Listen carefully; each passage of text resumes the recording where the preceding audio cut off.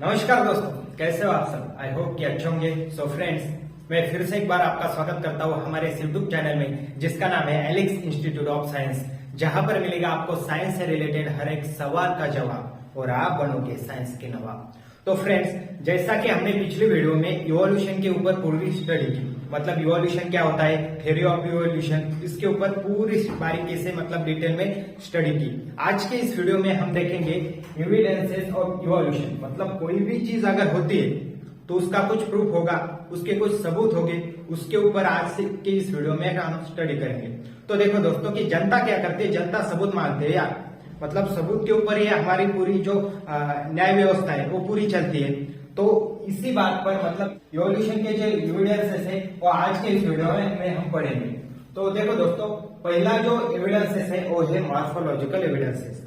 तो देखो मैंने यहाँ पर 2-3 पिक्चर लगाकर रखे हैं। एक पिक्चर है कैट का, एक है डॉग का और दूसरा है गोट का। अब देखो कि कैट, गोट और डॉग, इनके बीच में कुछ ना कुछ सिमिलरिटीज है।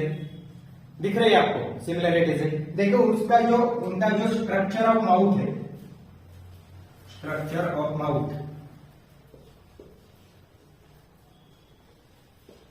देखो दोस्तों सेम है कि नहीं। उसके बाद पोजीशन ऑफ आईज,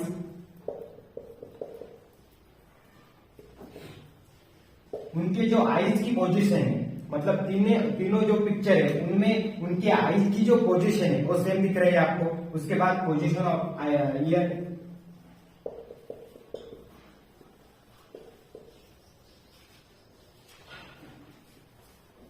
उनके जो ईयर है उनकी जो पोजीशन है वो भी आपको सेम दिख रही है। उसके बाद उनकी जो स्ट्रक्चर ऑफ नॉस्ट्रिल्स है, मतलब ये उनके नोज के नॉस्ट्रिल्स है, उनका जो स्ट्रक्चर है वो भी आपको सेम दिख रहा होगा। तो वही क्या, उसी को हम कहते हैं मॉर्फोलॉजिकल एविडेंसेस। मतलब मॉर्फोलॉजिकल एविडेंसेस के जो डेफिनेशन है वो सिंपल लैंग्वेज में आपको बताता हूँ। उसकी जो डेफिनेशन है बच्चों वो लिख लेना, आपने नोट कर लेना। वो है study of external structure. Study of external structure मतलब क्या, मॉर्फोलॉजिकल एविडेंसेस। आई बात समझ में। अब देखो कि उनका जो स्ट्रक्चर ऑफ माउथ है वो सेम है, पोजीशन ऑफ आईज वो भी सेम है, पोजीशन ऑफ ईयर वो भी सेम है, स्ट्रक्चर ऑफ नॉस्ट्रिल्स वो भी सेम है। अब दूसरे यहाँ पर एक पिक्चर में लगा देता हूं। अब देखो यहाँ पर आपको मैंगो दिख रहा होगा, दिख रहा है। उसके बाद चीकू है। चीकू के और मैंगो के जो leaf of venation, leaf venation same है। उसके बाद लिप पेटियोल, लिप के जो पेटियोल वो भी सेम है ना सर। लिप पेटियोल सेम है, लिप वेनेशन सेम है। इस वजह से हम इसको क्या कहेंगे बच्चों कि जो हमारे एनिमल थे वो भी कुछ ना कुछ उनमें सिमिलरिटीज थी। ये हमारे लीफ है, प्लांट है, उनमें भी कुछ ना कुछ सिमिलरिटीज है। तो हम इसे क्या कहेंगे, हम कहेंगे कि there are same origin, there are same origin,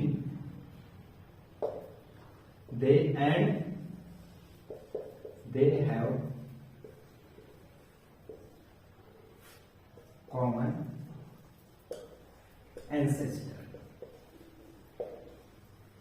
मतलब उनमें जो सिमिलरिटीज होती है उसकी वजह से हम क्या कहेंगे कि सेम, उनकी ओरिजिन है और सेम है, बट उनका जो एंसेस्टर था, मतलब हम उसको हमारी भाषा में कहेंगे पूर्वज, उनका जो एंसेस्टर था वो भी क्या है, वो भी सेम है। आई बात समझ में। तो ये थी हमारी मॉर्फोलॉजिकल एविडेंसेस, मतलब क्या, the study of external structure. आई बात समझ में। तो चलो दूसरा एविडेंसेस देख लेते हैं। अब देखो बच्चों कि हमने मॉर्फोलॉजिकल एविडेंसेस तो देख लिया। मॉर्फोलॉजिकल एविडेंसेस मतलब क्या, स्टडी ऑफ एक्सटर्नल स्ट्रक्चर। अब देखो हम देखेंगे एनाटॉमिकल एविडेंसेस। इसकी जो डेफिनेशन है वो फटाफट आप लिख लेना बच्चों। वो होती है the study of internal. Morphology क्या थी, एक्सटर्नल, और एनाटॉमी मतलब क्या होता है, इंटरनल स्ट्रक्चर।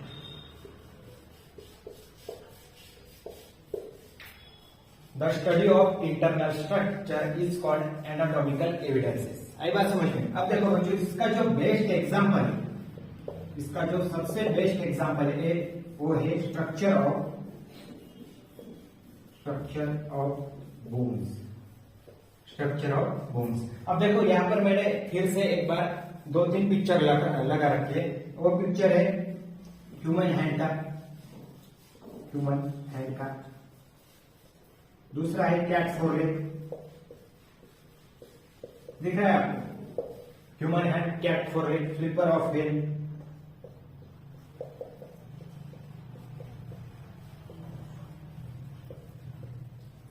एंड जो लास्ट है वो है पैटेजियम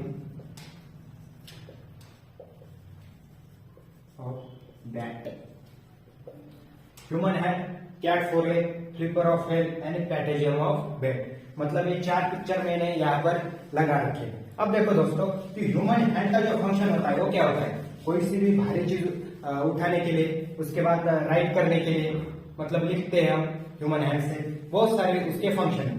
उसके बाद कैट का जो फोरलेग है उसका क्या फंक्शन है? वो फंक्शन होता है दोस्तों चलने के लिए। उसके बाद फ्लिपर ऑफ हेड, इसका स्विमिंग करने के लिए। पैटेजियम ऑफ बैट मतलब उसका क्या होता है? उड़ने के लिए। उनका जो फंक्शन है, इन सब का जो फंक्शन है वो फंक्शन क्या है? डिफरेंट, बट उसके जो बोन में सिमिलरिटीज है, मतलब थोड़े उनके जो स्ट्रक्चर ऑफ बोन्स है उसमें जो सिमिलरिटीज है, आपको दिख रहे होंगे सिमिलरिटीज, वो क्या है?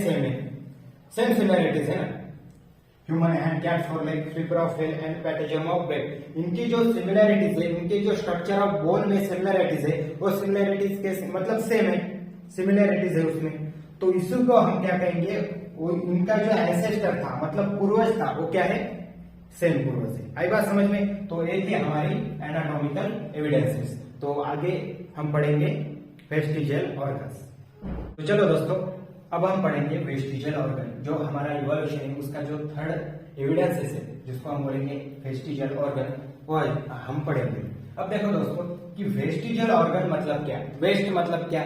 ऐसा प्रोडक्ट जो हमें कोई चीज उसकी जरूरत नहीं है, वो कोई काम करेगी, उसको हम क्या बोलते हैं? Vestigial product. बट अब देखो कि वेस्टिजियल ऑर्गन मतलब कि ऐसा ऑर्गन जिसका हम यूज नहीं करते, जिसकी हमें कोई जरूरत नहीं होती है, ऐसा ऑर्गन जिसको हम कहते हैं वेस्टिजियल ऑर्गन। अब देखो दोस्तों कि हम पहले बंदर थे मतलब हमें एक पूंछ की जो हमें हेल्प होती थी वो क्या होती थी कि एक ब्रांच से दूसरे ब्रांच तक जाने के लिए, मतलब हम पहले पेड़ पर रहते थे, पेड़ के एक ब्रांच से दूसरे ब्रांच तक जाने के लिए हमें पूंछ की हेल्प होती थी। बट हम क्या हो गए कि हम खाने के लिए पेड़ से नीचे उतर गए, तो जो हेल्प थी हमारे टेल की, वो हमें कोई उसकी टेल की कोई जरूरत नहीं थी हमें, तो क्या हो गई? वो डीजनरेट हो गई, उसकी डेवलप नहीं हो गई, मतलब हो गई एक यूजलेस ऑर्गन हो गई। उसी को हम कहेंगे वेस्टिजियल ऑर्गन। इसकी अगर हम डेफिनेशन लिख ले बच्चों, तो वो क्या होती है? Degenerated, under development, useless organ of organism, मतलब ऑर्गेनिज्म में जो डीजेनरेटेड, अंडर डेवलपमेंट मतलब जिसकी डेवलपमेंट नहीं हो गई, यूजलेस जिसकी कोई जरूरत नहीं है, वैसे ऑर्गन को हम क्या कहेंगे? वैसे ऑर्गन को हम कहेंगे वेस्टिजियल ऑर्गन। आई बात समझ में? अब देखो बच्चों कि हमारे अंदर एक ऐसा ऑर्गन है जिसको हम कहेंगे अपेंडिक्स। उसकी हमें कोई जरूरत नहीं है, मतलब हमारे जो लार्ज इंटेस्टाइन होते हैं, ऐसे लार्ज इंटेस्टाइन होते हैं, उसके नीचे कीड़े जैसा स्ट्रक्चर होता है, ऐसा एक स्ट्रक्चर होता है, उसको हम कहते हैं अपेंडिक्स। उसको क्या कहेंगे बच्चों? अपेंडिक्स। उसकी कोई जरूरत नहीं है हमें, फिर भी हमारे अंदर है, तो उसी ऑर्गन को हम कहेंगे वेस्टिजियल ऑर्गन। इस अपेंडिक्स की हमें जरूरत नहीं है, बट रूमिनस जो होते हैं, मतलब काऊ हो गए, बुल हो गए, वो क्या करते हैं? वो घास खाते हैं। वो घास खाने की वजह से, घास में क्या होता है? सेल्यूलोज होता है। सेल्यूलोज की वजह से उनको डाइजेस्ट करने के लिए अपेंडिक्स की जरूरत लगती है। आई बात समझ में? तो अब देखो दूसरा जो हमारा ईयर पिन्ना, दूसरा एग्जाम्पल क्या है? Ear pinna. पहला जो एग्जाम्पल है बच्चों हमारा वो क्या है? अपेंडिक्स। दूसरा है ईयर पिन्ना।